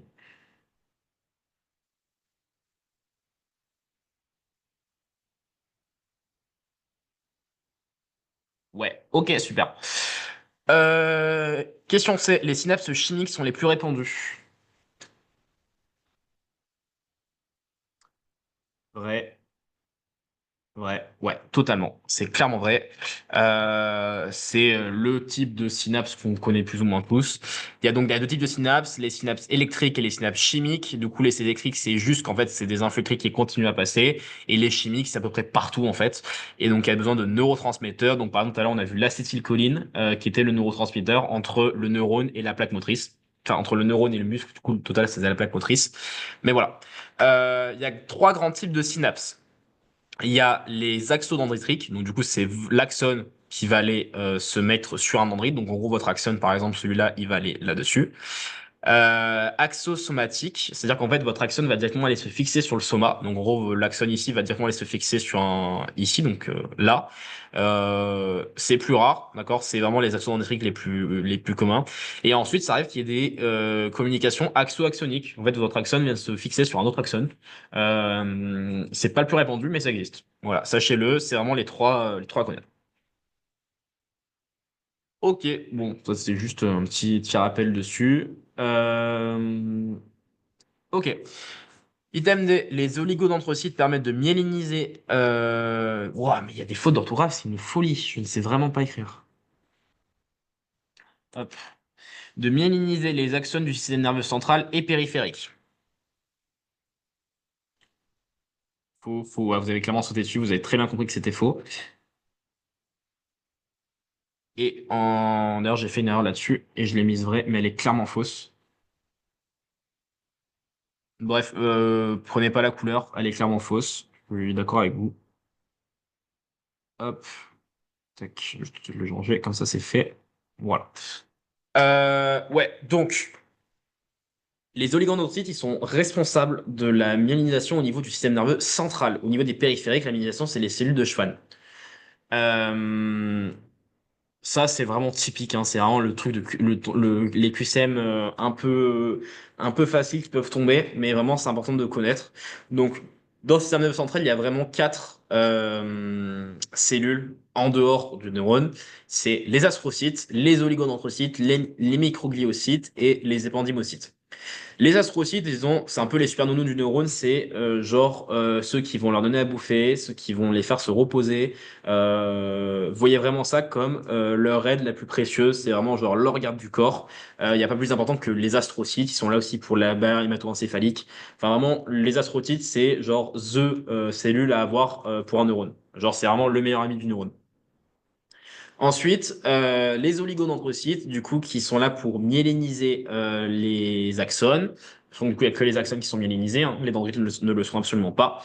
Donc, un oligodendrocyte peut myéliniser plusieurs axones. Et ça, c'est la différence avec la cellule de Schwann, qui, elle, en fait, elle ne va pouvoir myéliniser qu'un seul neurone. Il va même parfois falloir plusieurs cellules de Schwann pour myéliniser un seul neurone. Donc ça, c'est vraiment le truc à connaître. Il n'y a pas à se tromper dessus. Si on passe rapidement dessus, on peut se tromper, mais voilà, vraiment faire attention. Ensuite, le microgliocytes, c'est la défense immunitaire, c'est les macrophages de votre cerveau, pour faire simple. Vous savez peut-être que les macrophages, ils sont que dans les tissus, et donc en fait, les microgliocytes, c'est les macrophages de votre cerveau, c'est ceux qui vont venir. Jamais il y a un petit virus qui se passe dans votre cerveau, ce qui est très rare, parce que la barrière hémato-encéphalique est hyper résistante et hyper, fonctionne très très bien. Euh, mais euh, Mais en tout cas, voilà, c'est ce qui va, c'est vraiment faire la défense dans votre système nerveux central. Et enfin, les épendymocytes, c'est ceux qui vont qui fabriquent et qui vont circuler le liquide cérébrospinal ou c'est bref, on va aller sur le LCS. Euh, et donc deux sous-types tensites et cellules épithéliales choroïdiennes, ça on s'en fout, mais voilà, épendymocytes c'est LCS. Voilà. Et enfin, c'est le nerveux périphérique, donc les cellules satellites gliales, donc c'est l'équivalent des astrocytes, mais pour le système nerveux périphérique. Et ensuite, vous avez les cellules de Schwann qui sont là euh, pour myéliniser. Voilà. Il y a toujours une erreur. Hop. Tac. Ok, dernière question. Les plexus choroïdes sont moins perméables que la barrière hémato-encéphalique. Ouais, c'est clairement vrai. Ouais, bah de toute façon, ça, c'est pas plus compliqué que ce que j'ai dit tout à l'heure. La barrière hémato-encéphalique, elle est hyper fermée, et vraiment, elle laisse quasiment rien passer. D'où le fait que parfois, c'est compliqué même pour les médicaments d'arriver au niveau de votre cerveau. Donc, les recherches pour par exemple, pour tout ce qui est maladies neurodégénératives, etc., c'est hyper compliqué parce qu'en fait, même si on trouve un médoc qui fonctionne hyper bien sur les cellules qu'on veut aller, ben en fait, il faut qu'on passe la barrière hémato-encéphalique. Enfin, barrière, ouais. Et c'est juste hyper compliqué. Donc, à partir du moment où on vous met la barrière hémato-encéphalique, partez du principe que ça sera toujours plus perméable que cette barrière-là. Euh, Même principe, une des barrières qui est hyper, enfin, qui ne laisse rien passer, c'est celle qui est au niveau du testicule chez l'homme. Barrière qui laisse rien passer parce que du coup, les spermatozoïdes, par exemple, sont complètement, enfin, c'est vraiment des cellules qui sont très particulières chez l'homme. et donc du coup qui peuvent très rapidement être attaqués. Donc parfois quand cette barrière elle est rompue, bah, certains hommes sont stériles parce que en fait leur barrière est pas fonctionnelle et donc du coup il va y avoir les spermatozoïdes seront juste enfin ne seront complètement détruits par le système immunitaire et donc du coup il y aura donc l'homme ne pourra juste pas avoir d'enfant. Voilà, donc cette barrière hémato-encéphalique, c'est genre vraiment un truc que vous devez savoir. Donc c'est un endothélium à capillaire fermé, donc vraiment il n'y a rien qui sort. C'est donc une membrane basale continue de l'endothélium capillaire de cellules épithéliales choroïdiennes et les cellules épithéliales choroïdiennes aux jonctions serrées en périphérique, plexus choroïde. Donc plexus choroïde, c'est ce qui va produire votre LCR. LCS, LCR, c'est la même chose. Euh, liquide cérébrospinal ou liquide céphalo-rachidien, c'est exactement pareil.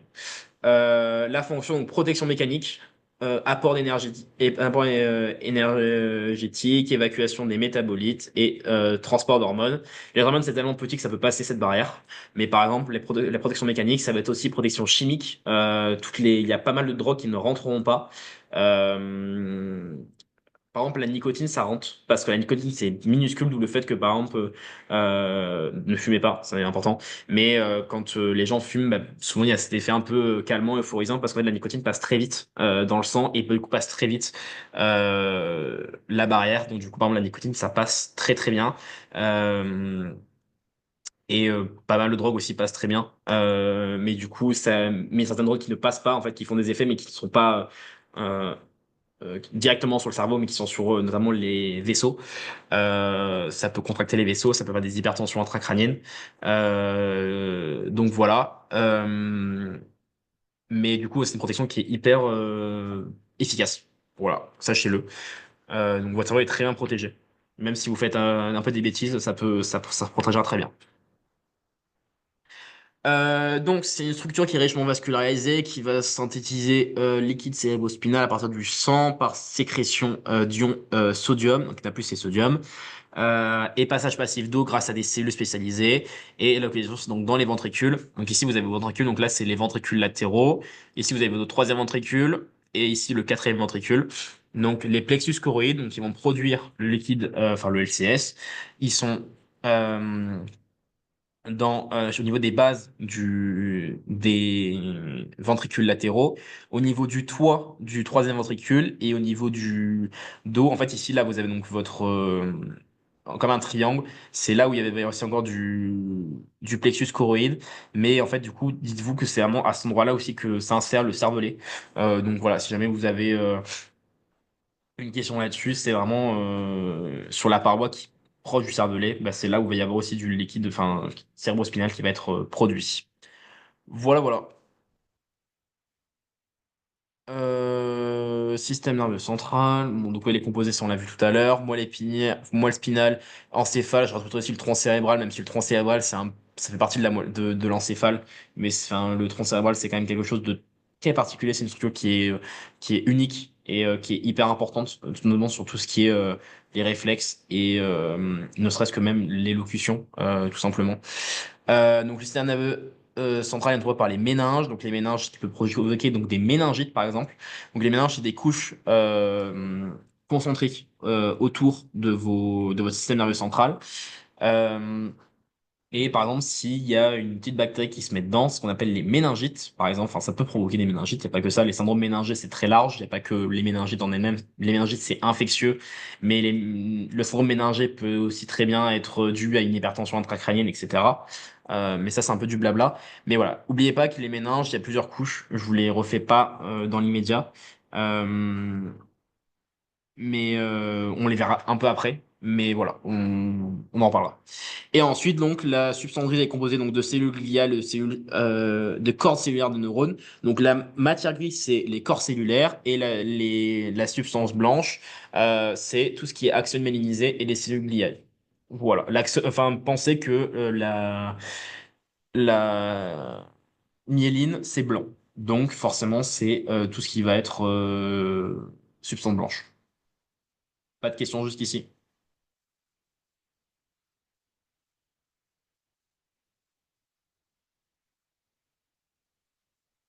Non. Ok, top. Bon, voilà, bon, ça, les sillons, on s'en fout un peu, mais il y a plusieurs sillons. Il y a donc le sillon dorsolatéral et le ventrolatéral. C'est là, en fait, où rentrent et sortent les neurones. Voilà, juste ça. Euh, Bah, du coup, là, c'est la répartition substance blanche, substance grise. Donc, la substance grise, donc là, le tableau est un peu pourri, mais là, ici, par exemple, ça, c'est pour la moelle et ça, c'est pour le cerveau. Euh, N'importe quoi, je dis complètement n'importe quoi. Non, du coup, ça, ouais, c'est pour la moelle. Donc, dans la moelle, la substance grise, du coup, elle est centrale, la substance est périphérique.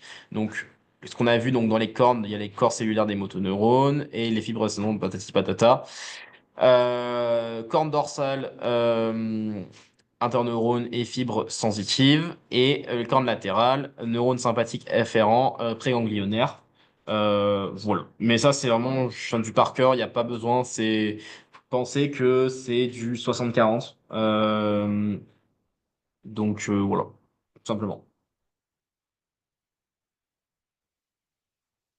Du coup, le système nerveux est organisé en nerfs et ganglions nerveux. Donc ça, c'est le système nerveux qui est périphérique. Là, on est plus sur du central, on est sur du périphérique. Mais la communication entre la communication, bon, bref, ça veut rien dire, mais entre le système nerveux central et les organes et tissus de l'organisme. Donc, qu'est-ce qui se passe? On a une fibre myélinisée qui va du coup faite par les cellules de Schwann et du coup c'est ce qui fait une augmentation de la vitesse. Donc, pourquoi ça va plus vite? On parle de conduction saltatoire. Pour faire simple, la myéline, c'est un isolant. L'influx nerveux ne passe pas par la myéline. Donc en fait, au lieu d'avoir un influx qui est tout droit, ben en fait, il va passer par les nœuds, donc ça s'appelle les nœuds de Ranvier, qui sont entre les gaines de myéline. Et donc ça va passer de un, en fait, ça va sauter. Et du coup, ben, en fait, au lieu d'aller tout droit et devoir faire tout le parcours, ben, en fait, ça va juste sauter de nœud en nœud. Donc ça va aller beaucoup plus vite. Voilà pourquoi c'est plus rapide. Donc c'est composé de fibres et bon, ça après le reste je vous le fais pas, c'est pas très grave. Donc là, c'est comme on a vu tout à l'heure, on avait l'endomysium, périmysium et épimysium. Ben là, c'est même principe, c'est épinèvre, périnèvre, endonèvre. C'est exactement pareil. Donc endo dedans, péri autour de l'ensemble et épinèvre, c'est du coup autour du neurone en lui-même. Donc voilà, donc là, c'est la fameuse gaine de myéline avec les cellules de Schwann. Et donc du coup, ben, l'influx nerveux va passer de nœud de Ranvier en nœud de Ranvier. Voilà. Les méninges. Est-ce que vous pouvez me donner les trois couches de méninges?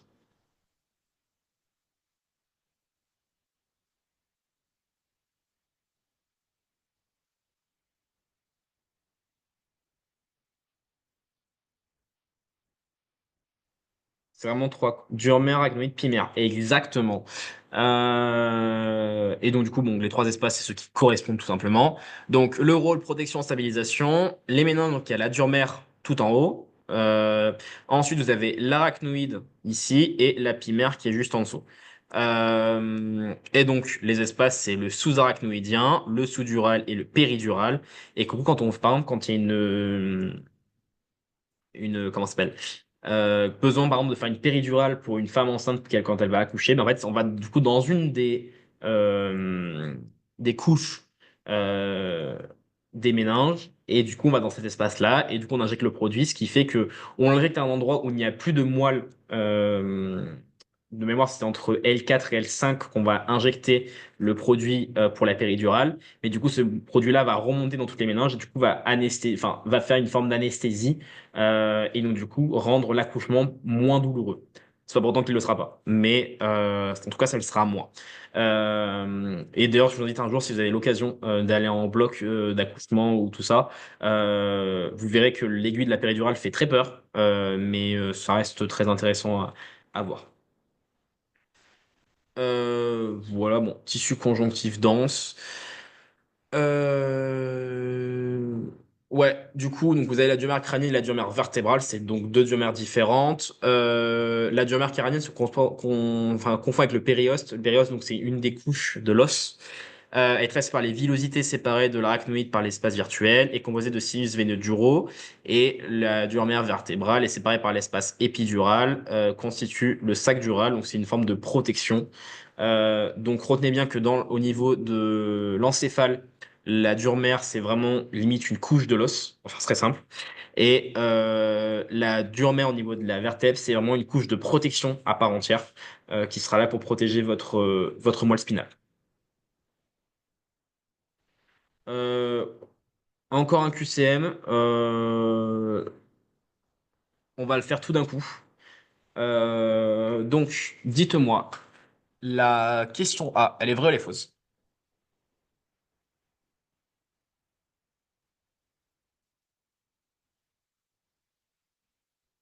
Faux. Ouais, c'est faux. C'est avasculaire. Elle est pas vasculaire. Question B.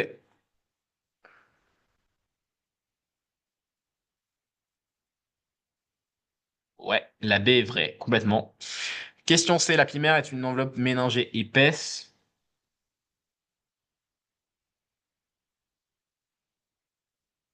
Faux, faux, vrai. Non, elle est bien fausse. Elle est mince. La primaire, c'est vraiment une couche qui est hyper mince. On l'a vu tout à l'heure. Juste là. Là ce que vous voyez ici, le petit filament là. Ça c'est la primaire. Donc du coup, vraiment c'est hyper mince. Donc voilà. Et c'est toujours dans ce schéma-là en tête. Voilà. Ensuite, la barrière hémato-méningée est perméable. C'est faux. Ouais, elle est semi-perméable. Elle est même quasiment imperméable, mais ça serait faux de le dire parce qu'il y a quand même des trucs qui passent, mais elle est semi-perméable. Et enfin, l'item E, la barrière hémato-méningée ou hémato-encéphalique, c'est la même chose, permet le passage des éléments toxiques et les éléments cruciaux à la fonction neurale. Vrai ou faux? Faux, vrai, faux. Non, elle est bien vraie. Parce qu'en fait, ce que je vous dis tout à l'heure, les toxiques passent relativement bien. Tout ce qui va être nicotine ou les drogues passe très bien dans votre cerveau, d'où le fait que bah, les gens qui parfois prennent des substances vont avoir des effets, en fait, parce que ça passe cette barrière, etc. Donc par exemple, voilà, la nicotine, pour faire très simple, d'une drogue enfin, qui est légale, c'est donc le tabac ou n'importe la CE ou quoi que ce soit, mais du coup, la substance active, c'est la nicotine. Et cette nicotine-là passe à travers cette barrière et donc du coup elle est semi-perméable. Et donc forcément il y a aussi des éléments importants qui passent parce que sinon bah, le cerveau ne pourrait pas se nourrir, notamment le glucose. Votre cerveau c'est vraiment le gros consommateur de glucose. Euh, voilà. Donc on arrive à la fin là. Là je vous ai mis quelques petites annales et du coup je vous invite à le faire rapidement. Je vous laisse du coup 3 minutes pour le faire. Donc il est 25 jusqu'à 28 et du coup bah, dans 2-3 minutes vous m'envoyez les réponses dans le chat, même qu'en fait quand vous l'avez fait vous m'envoyez et pour quels sont les vrais, quels sont les vrais du coup et après on corrige. Je crois qu'au total il y a 2 annales à faire puis voilà et après on aura fini. Comme ça je vous libère.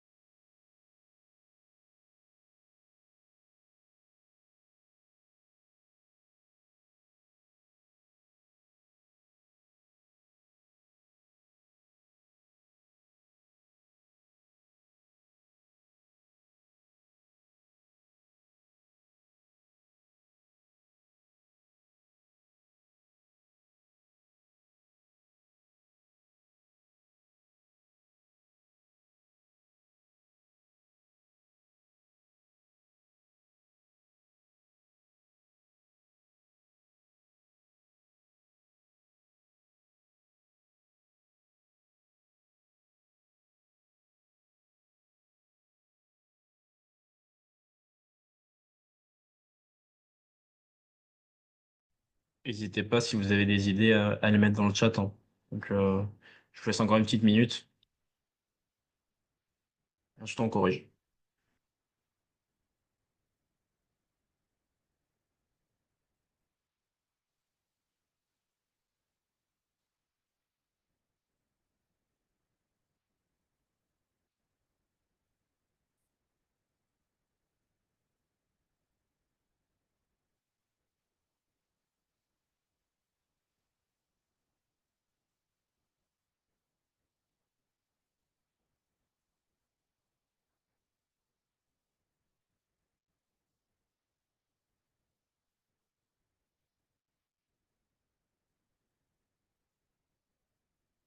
A et E. Ok, on corrige après.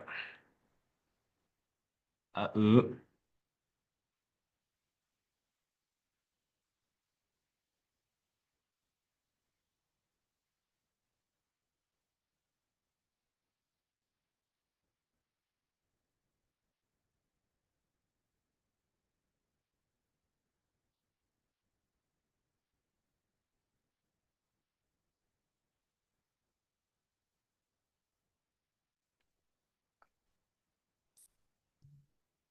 Désolé, j'en ai pendant 2 minutes, il faut juste que je regarde un truc.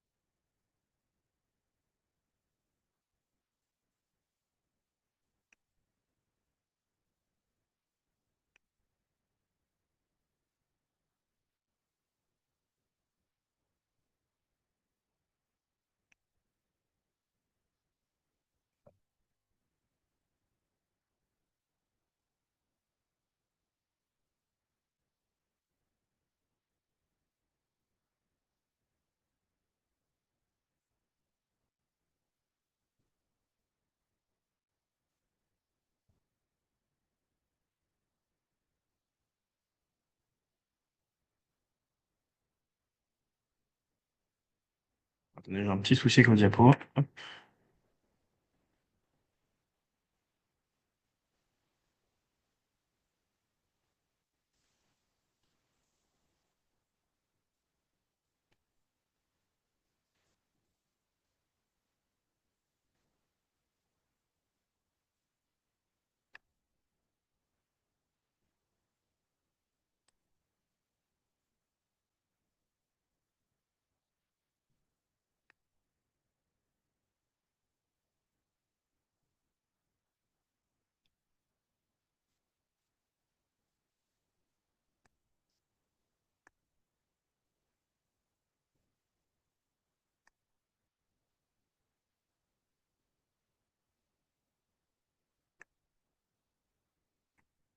Pardon, je suis désolé, j'ai dû corriger un truc. On est bon.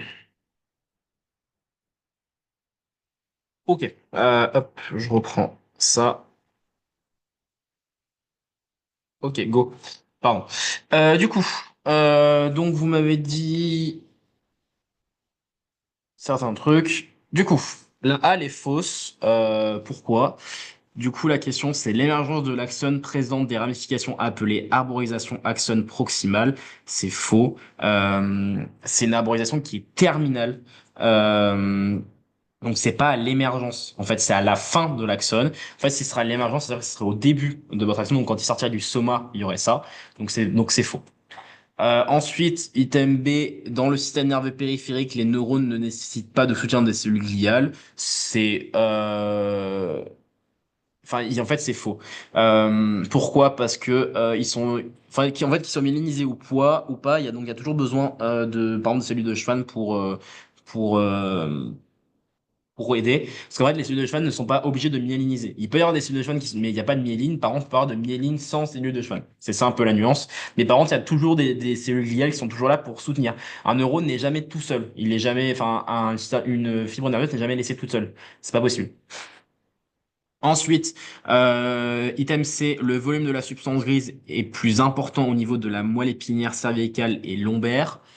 C'est vrai, parce qu'en fait, il y a plus de neurones. En fait, c'est là où il y a tous les plexus qui vont se détacher. C'est pour ça qu'il y a la moelle, enfin, la substance grise est plus importante.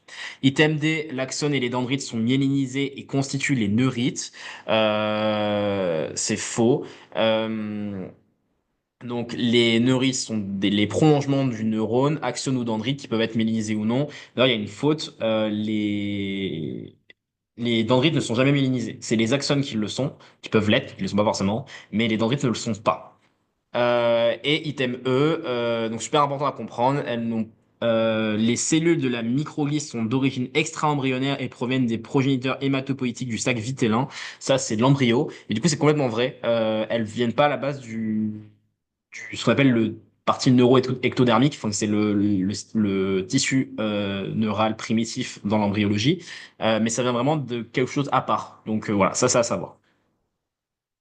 Et ensuite, rapidement pour vous le faire comme ça, après je vous libère. Dans le système nerveux central, les astrocytes assurent la myélisation de plusieurs axones. C'est faux, c'est les oligodendrocytes qui sont responsables de ça. Le neuropile est constitué de l'enchevêtrement des prolongements neuronaux et gliaux situés entre les corps cellulaires et les substances grises. Ça, c'est clairement vrai, c'est du texte court. Item C, dans le système nerveux central, la substance blanche ne permet pas la transmission et la propagation des informations. Bah, c'est bête, mais c'est vraiment exactement le contraire. C'est vraiment la substance blanche qui est l'origine de ça. Dans la substance grise, les oligodendrocytes apportent un soutien métabolique aux neurones.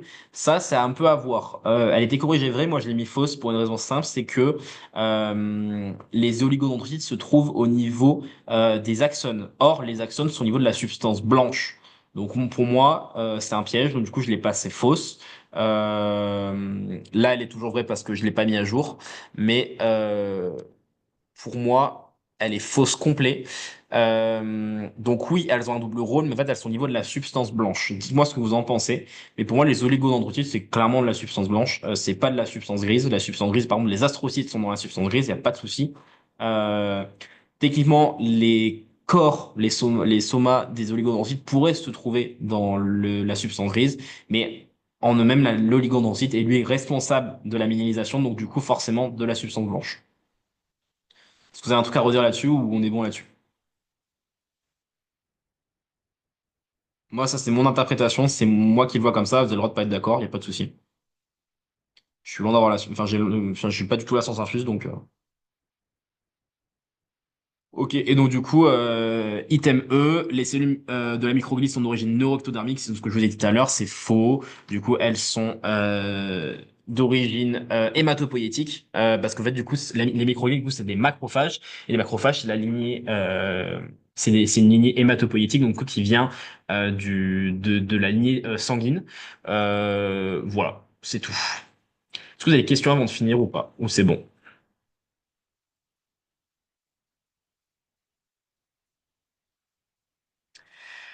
Est-ce que tu sais quand les derniers FaceTime et celui-ci seront dispo sur le forum STP? Absolument pas. Il faut que je demande aux vice-présidentes pédagogie. Je peux leur demander. Mais je pense que ça sera relativement vite. Et de toute manière, la rediffusion est disponible sur YouTube très rapidement. Mais voilà. Donc du coup, quand est-ce qu'ils seront dispo? Je pense dans pas très longtemps. Je pense que les diapos seront mis dans très peu de temps. Mais je peux quand même poser la question. Il n'y a pas de souci, je ferai passer le mot.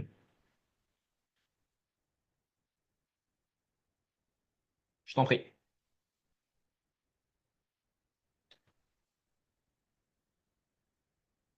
Ouais, alors en fait les FT de l'As 3 dernièrement les deux derniers ont été annulés parce que comme il y avait personne on les a pas fait pour des raisons logistiques forcément enfin on n'allait pas faire des FT dans le vent sans qu'on ait des questions donc les deux derniers n'ont pas été faits donc c'est peut-être pour ça que t'as pas vu les vidéos mais normalement oui certaines vidéos sont déjà disponibles sur YouTube je pourrais pas dire exactement lesquelles mais normalement elles y sont.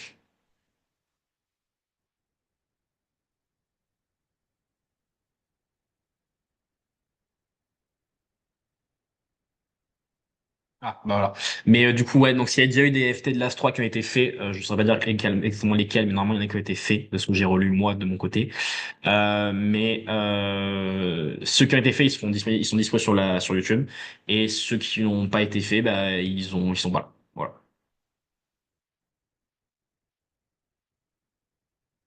Est-ce que vous avez d'autres questions? Sinon, je vous libère, hein, vous pouvez y aller, il n'y a pas de souci. Merci d'être venu. Y a pas de souci. Passez une bonne soirée.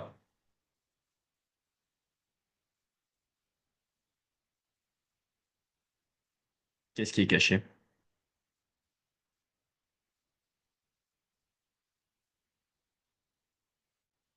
Bonne soirée.